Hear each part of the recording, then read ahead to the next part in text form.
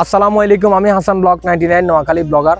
আমি এখন আপনাদের সকলের পরিচিত হাজিপুর মসজিদ ব্যাপারিয়াট স্কুলের সংলগ্ন মাঠে চলে আসলাম। এখানে আপনারা দেখতে পাচ্ছেন, এখানে এটা হচ্ছে জাম্বুরা, এটা হচ্ছে আমলা। এই যে চাচা খুবই সুন্দরভাবে এখানে আমলা কাটতেছে। কাটার পরে আমলাটা লবণ মরিচ দিয়ে মাখাবে, মাখানোর পরে আমরা সবাই মিলে এখানে খাবো। দেখেন আমলাগুলা ভিতরে দিয়ে দিল চাচা, দেওয়ার পরে এখানে হলুদ মরিচ, তারপরে মশলা, এভরিথিং যা যা লাগে সবকিছু দিল। দেখেন নাড়াচাড়া দিচ্ছে, সবগুলো একসাথে মিক্স করতেছে।